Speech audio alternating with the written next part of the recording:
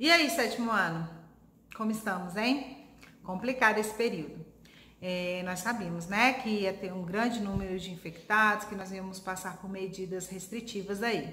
Mas o que eu quero falar com vocês hoje? O Jardim do Éden teve a iniciativa de fazer essas videoaulas para que vocês não fiquem prejudicados em relação ao conteúdo. Vamos iniciar com uma revisão, tá? Da matéria que já foi dada em sala e na sequência nós teremos matéria nova. Peço que vocês assistam com muito carinho, lembrando que os professores estão com recursos limitados. Nós estamos fazendo esses vídeos com o uso do próprio celular, sem estúdio, estou em casa, como vocês podem ver, sem estúdio, sem recurso para editar os vídeos. Então assistam com carinho, saibam que a gente está fazendo por vocês e tenham muita organização para que vocês não fiquem com dificuldade nos conteúdos. Na sequência, começa a nossa aula revisional. Olá, galera! Vamos revisar aí o capítulo 2, então, nessa nossa aula inaugural. Capítulo 2 e capítulo 3. Essa revisão vai servir para que vocês peguem um material de apoio, um exercício revisional que eu coloquei lá na plataforma do Poliedro, para vocês relembrarem o que a gente já estudou em sala. Capítulo 2 vai estar na página 22, certo? Tem como título a classificação dos seres vivos. Esse mapa mental foi cortesia do canal Descomplica aqui do YouTube. O que ele traz pra gente? Traz a palavra taxonomia aí no centro. O que quer dizer taxonomia? É um termo de origem grega em que taxon significa arrumar, organizar, e nomia significa regra. Em outras palavras, taxonomia quer dizer organizar algo de acordo com regras pré-estabelecidas ou pré-determinadas, certo? Taxonomia, então, é um conjunto de regras e normas de classificação e nomeação de seres vivos. Pela taxonomia, a gente consegue nomear os seres vivos, organizá-los, certo? Quem criou isso aí? Foi em 1753, um cientista sueco, esse ilustrado aí, chamado Carl von Linné, ou, pra gente, aqui no Brasil, Linneu. Após anos de estudo sobre os seres vivos e suas características, ele publicou um livro em que ele colocou o nome Sistema Naturae, ou Sistema Natural, que nesse livro inclui regras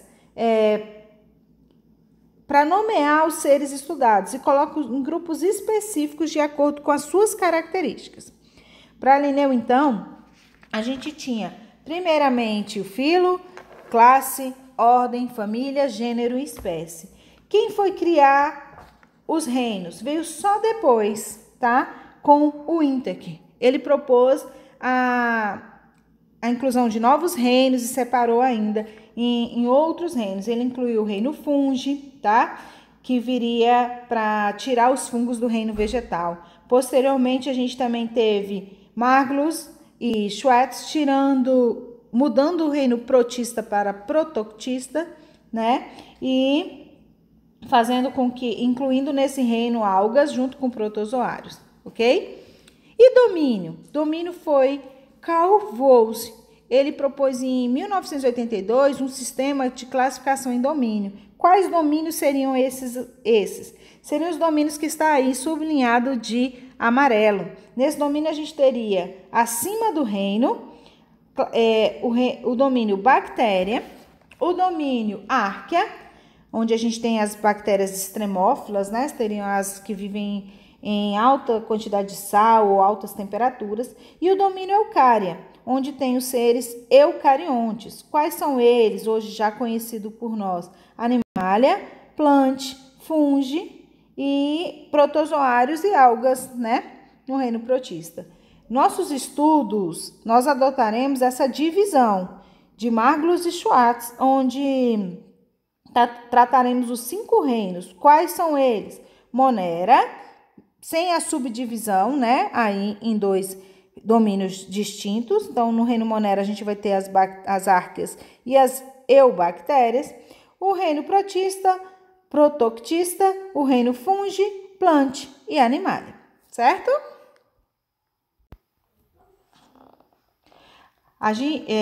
Para catalogar e classificar os seres vivos que estudava, Linneu ainda adotou um padrão de classificação. São as regras de nomenclatura, tá? Como que elas são? Elas têm que ser... o nome científico ele tem que ser binomial e pode ser para ele poder ser utilizado por qualquer cientista em qualquer lugar do mundo, certo? E as regras são as seguintes: os nomes científicos sempre devem ser destacados do texto, podendo estar em itálico, negrito ou sublinhado.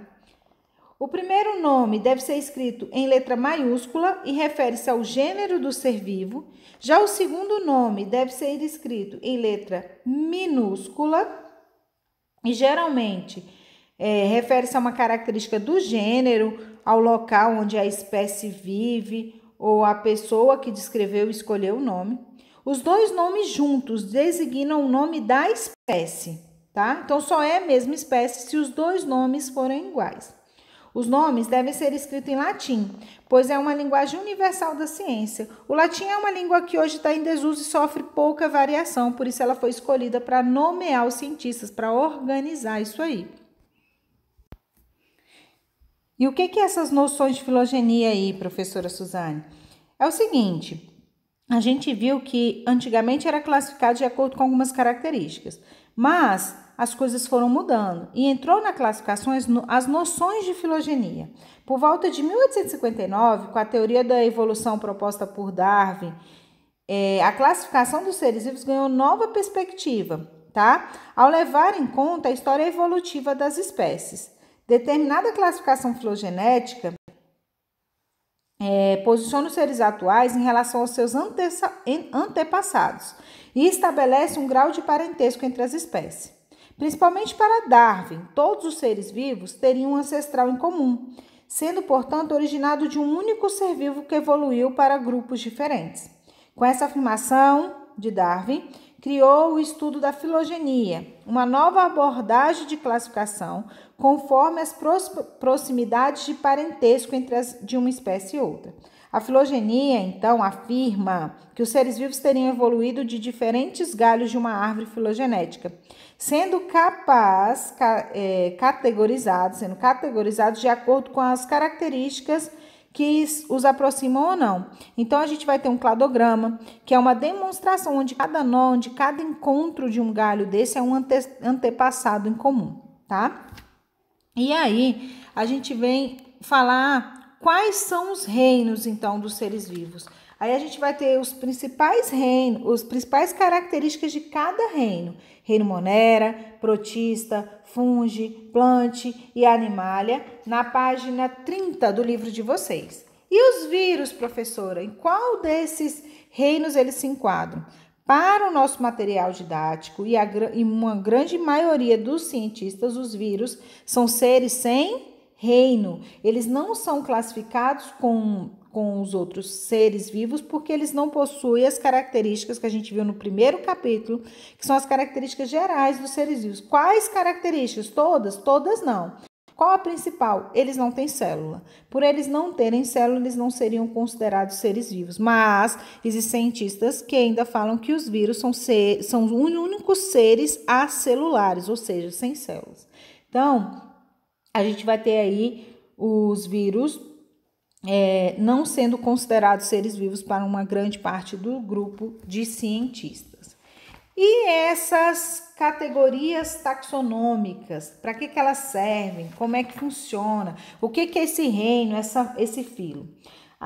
Os grupos taxonômicos foram também determinados por Linneu, tá? Chegando então em 7 categorias, que são reunidas em grupos cada vez menores, começando pelo maior e mais abrangente. Então, lá de cima, o reino é o maior e o que abrange mais diversidade de espécie, e indo até indivíduos ao individual, ao mais específico, a espécie, conforme mostra essa sequência aí. Então, reino, filo, classe, ordem, família, gênero e espécie. Qual é a categoria taxonômica mais abrangente? Reino. Qual é a mais específica? Espécie. Quanto mais perto da espécie, menor quantidade de diversidade, mais específico. Quanto mais perto do reino, mais abrangente. Olha aí. Isso aí, essa imagem é tirada do livro de vocês. Mostra a ordem da categoria taxonômica, reino, filo, classe, ordem, família, gênero e espécie. E mostra esse desenho, esse infográfico, mostrando a classificação do urso pardo. E aí ele pertence ao reino Animalia, e nesse reino aí tem um monte de seres diferentes, como uma baleia, o cavalo, uma estrela do mar, uma borboleta. Depois ele vai para o filo cordato, onde só tem quem tem coluna vertebral, ou teve em algum momento da sua fase embrionária. Depois ele vai para a classe mamália, só fica os mamíferos. Por fim, ordem carnívora, família dos ursos, gênero dos ursos e a espécie única, a espécie do urso pardo aí, ok?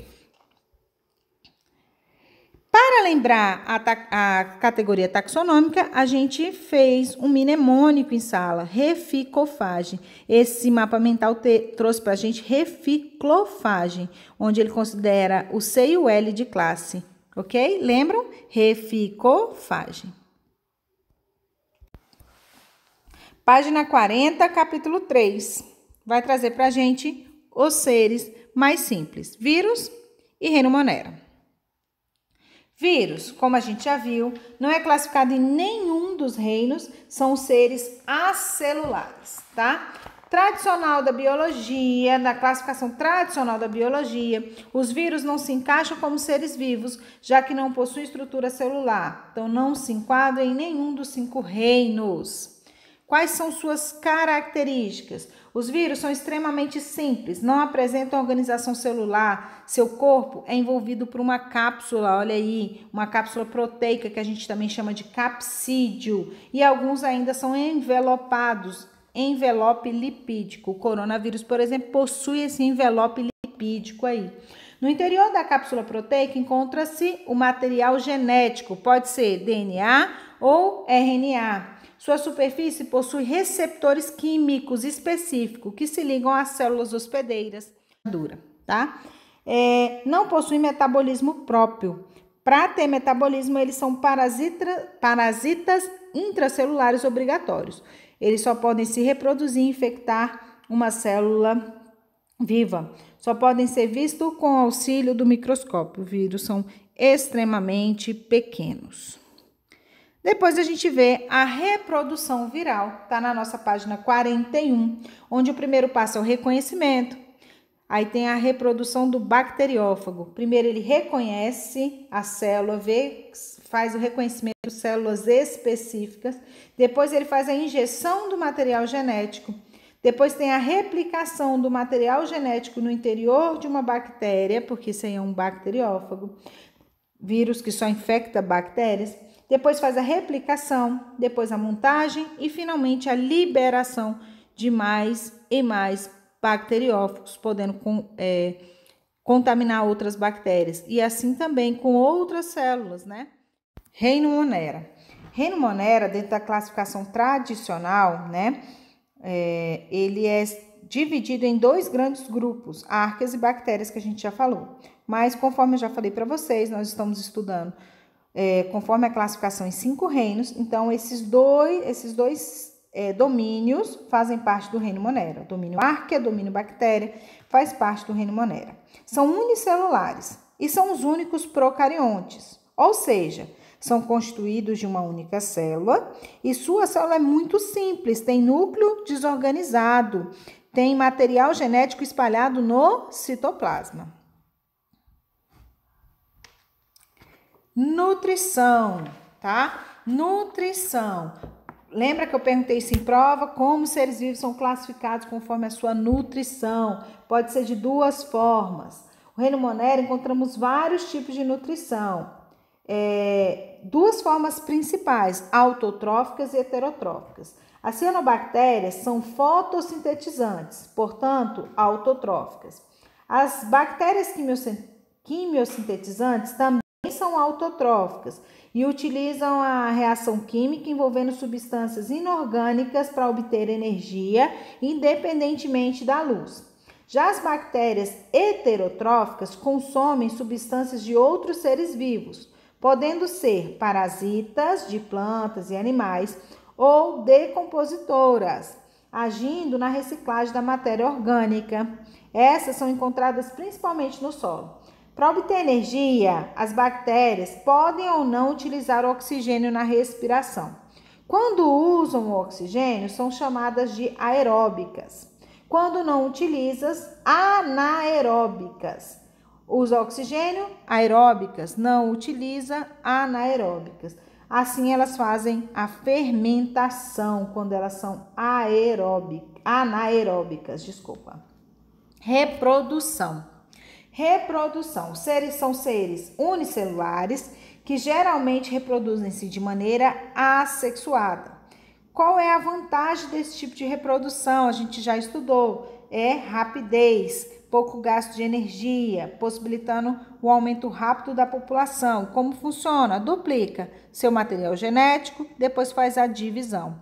E a sua classificação? A classificação das bactérias obedece o critério da sua forma. Elas são classificadas segundo a sua forma, sendo as principais quais? Coccus, que tem forma arredondada, bacilo, com forma de bastonete, espirilo, apresenta forma espiral, olha aí no desenho, e vibrião, aparência de vírgula.